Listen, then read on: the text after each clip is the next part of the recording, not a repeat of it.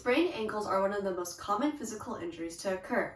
According to the Carolina Orthopedic and Sports Medicine Center, 25,000 people experience ankle sprains per day in the United States.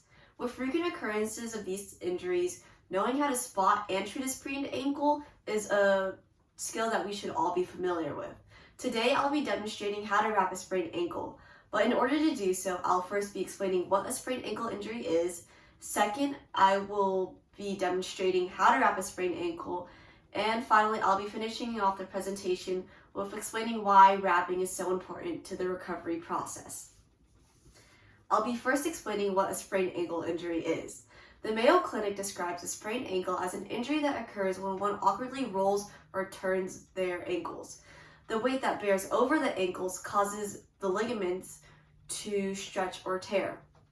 Ligaments are basically just tough bands of tissues that help to hold our bones together. That's why it's so unfortunate when ligaments have torn or stretched, because that means that they won't be able to provide proper stability to our foot. According to MassageToday.com, 85% of ankle injuries are inversion ankle sprains.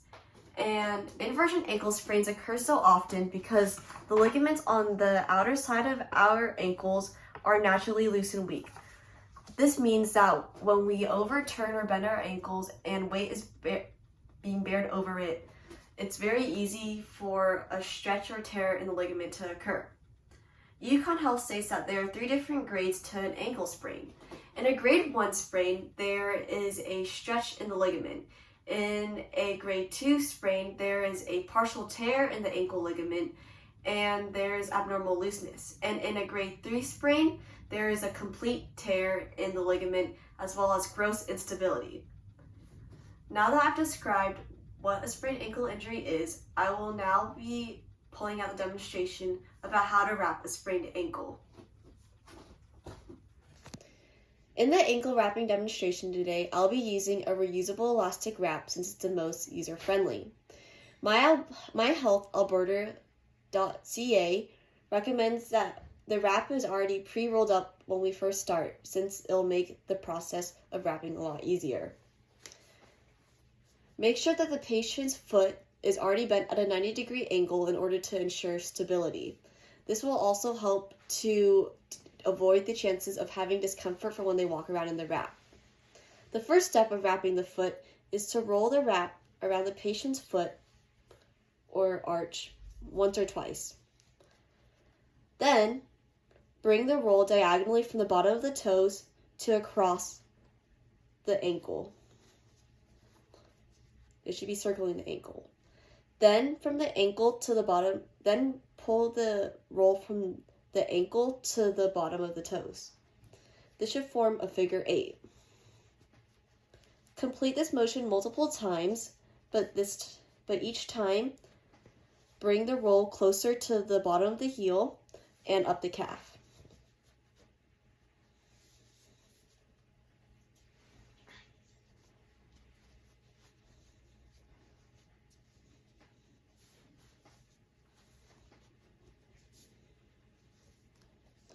Once you've reached the end of the roll, wrap around the patient's calf until the roll ends,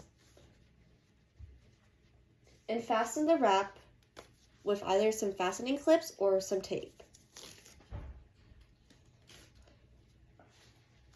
Make sure that your tape job is snug enough to provide stability for the ankle, but not too snug to the point where the circulation of the foot is cut off.